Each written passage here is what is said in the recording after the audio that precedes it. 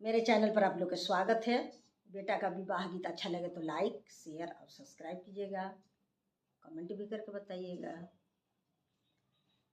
दूल्हा के बाबा जाले माली फूलवरिया, माली से और जहाँ मार हो।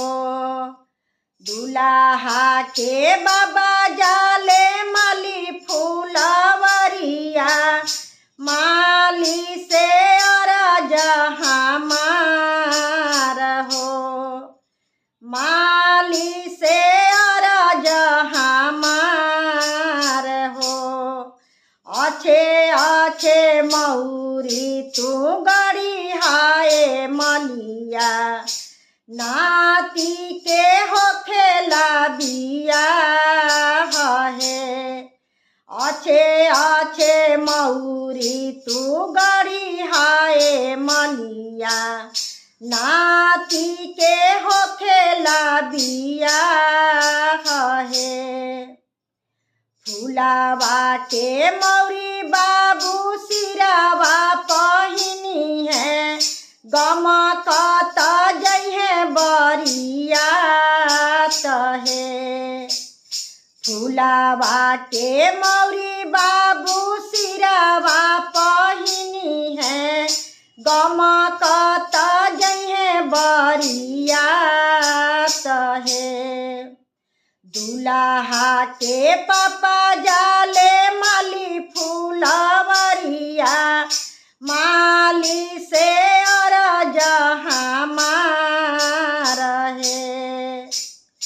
दूल्हा के चाचा जाले माली फूलवरिया, माली से और जहाँ मार है। माली से और जहाँ मार है। अच्छे अच्छे मौरी तू गड़ी हाय मलिया, बेटा के होखेला बिया है।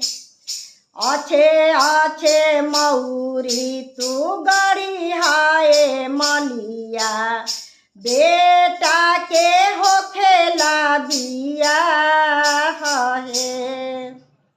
फूलावा के मौरी बाबू सिरावा पहिनी है, गमकत जइहे बरियात है। फूलावा के मौरी बाबू सिरावा पहिनी है, गमकत जइहे बरियात है।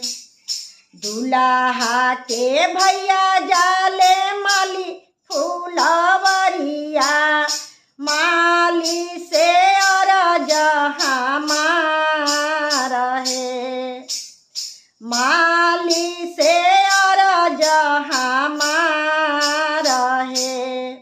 अच्छे अच्छे मौरी तू गड़ी हाय मलिया, भाई के होखेला बिया है।